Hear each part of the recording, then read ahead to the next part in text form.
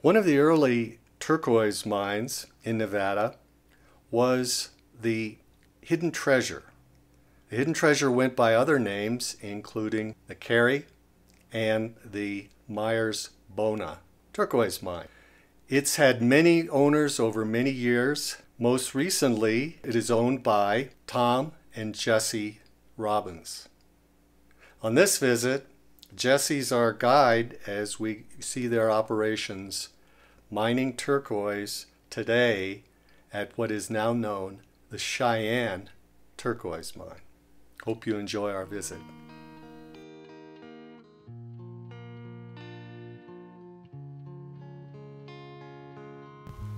Okay, I'm here out with Jesse Robbins, and we're standing up on the top of Crow Springs mine on our way to Cheyenne mine. So Jesse, kind of tell us where we are here.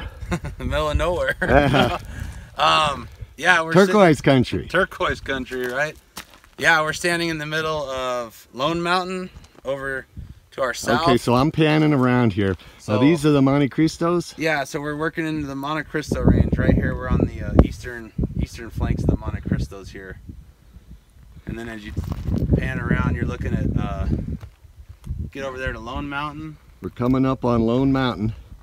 Yeah, that's where we were yesterday, but probably more, that's the mountain itself, and then we were probably more on those eastern flanks. On the eastern flank there, back behind there. Now you're looking up to Tonopah. Then we're coming back around to Tonopah. And then that shiny thing in the district is everyone calls it the what? The ugly stick. The ugly stick. Well, that's the solar plant. That's the solar plant. And then getting into the in the foreground here, you have the Royston Hills starting. Now we're starting on the Royston Hills. We just went background, over the actual spring for Crow Springs was down there in the valley below us. Yeah, that green. Yeah. And then way in the background, the Round Mountain, the furthest mountains, the Round Mountain mine. Yeah. And then, but this is all now the Royston. This is all Royston district, but where Royston district's further over to the northeast over there, kind of the furthest you can see. Those furthest little hills out there. Over there. Yeah. This is where the Royston turquoise comes from. So then now we're going to be moving off to your mine there. Yep. And we're going in which direction now? We're going to be heading west from here. Yeah. Into the Monte Cristos. Into the Monte Cristos. Well, yep. Let's go take a look. Sounds good. We're actually at the Cheyenne mine, and we're looking at the mixer they use to clean off everything that they're digging out of here. And Jesse, tell us a little bit about the geology of this. You started to say a little bit. So a lot of it's formed in in a slate and then a mixed volcanic, and we predominantly are a nugget mine, and so a lot of times nuggets will form in pockets of clay, and they're a lot more easily extractable. But here, our nuggets form in between the hard rock. So basically, inside these small cracks and cracks in the slate and the volcanics, we get these little iron pockets and pockets with mixed clay that actually run the nugget formation. So you don't have those pockets of the mucky brown soft clay. Yeah, it's not like you just hit a pocket or a clay pocket or like a brown pocket where all of a sudden there's an area of nuggets the size of anywhere from a base softball up to the size of a couch. So when we're in the pit, we'll see a very small little glimpse of turquoise, and we can go, oh, well, there's nothing in that, and we might discard a larger rock. But we end up running, if we see any color, we run everything through our mixer and agitate it, and from that we're actually able to this stuff actually breaks apart, fortunately, really well in the mixer, and those nuggets will actually fall out of that host material, parent material. So it makes it very difficult to identify. We don't necessarily get in an area where oh, there's all these turquoise forming in this beautiful little pocket. We might get on an actual crack in the earth down there and be pulling out these small, thin kind of vein nuggets almost. So when you go through, you expose some area, then you get out and get your hammer out and crack away at yeah, so we open up get the dead ground away, and when we start hitting turquoise, it's all by hand. So everything's done with chipping hammers and cobbing hammers. Well, this is a turquoise operation, so of course it's going to be a family operation. And here we have Papa Tom. Howdy, howdy. And the other thing we have, but we don't have here, is a trommel. And if that is basically going to do the same thing as this, right? It does. And one thing about the trommel is we run it dry just because of the volume it goes through it. And so, like with the old tailings, that we used to have a lot of historic tailings here, and we ran through some of them, and because they were dry enough, we're able to actually agitate the dust and dirt out, the fines, and then it goes onto a conveyor, and that's just sprayed with a light mist to wet the stone, and we're able to actually pick out the stone. Unfortunately, when we're in the actual pit, because of these mixed volcanics and clays and dirt, it's really wet. And so when it comes out, we'd have to basically lay it out on the ground to dry for a long time in order to run it through our trommel.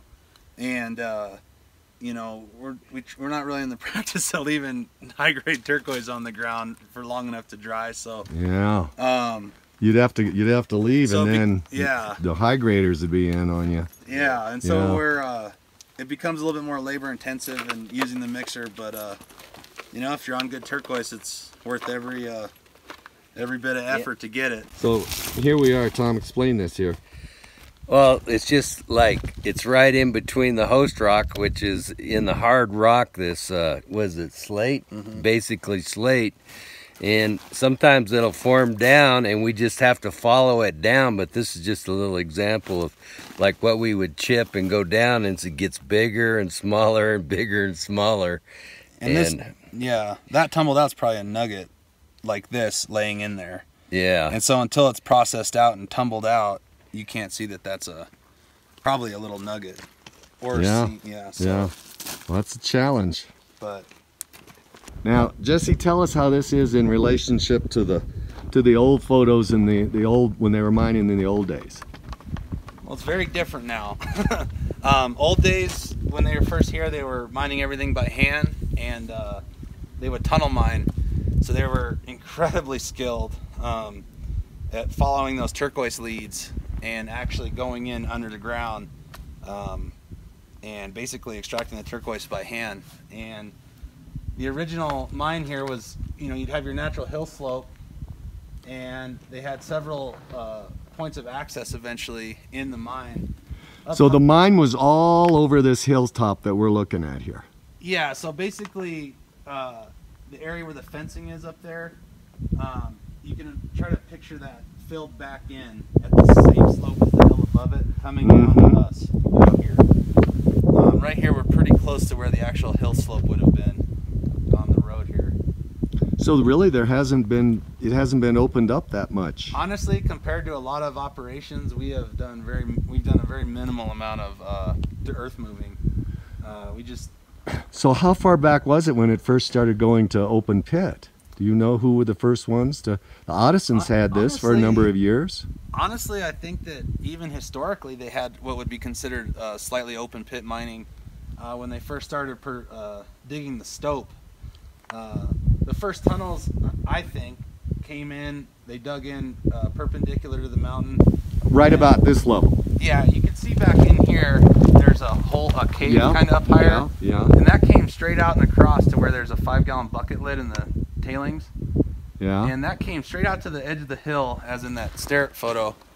And the opening would have been right there where that sage is. That's the actual natural hill slope. Yeah. And so when they went in, they ended up cross-cutting the turquoise zones.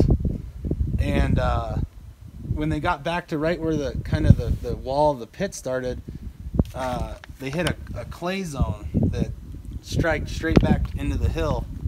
And that's where they actually started coming across the whole thing and removing essentially this large formation of clay that was bearing turquoise all the way down to the depth and where we're at. I don't know if it was at the same time or later. Down below us here was another tunnel that came straight in just over here past the excavator and accessed the bottom of that stope.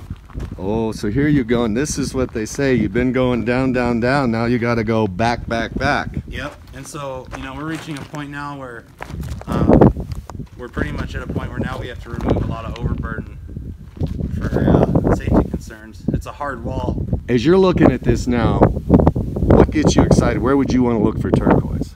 Honestly, I want to go at the very back, of course, where we can't go for safety concerns. The very back corner of the wall over there, where that stope went down. And that's where you can't go now because everything's over your head. You got rock over your head. Yeah. So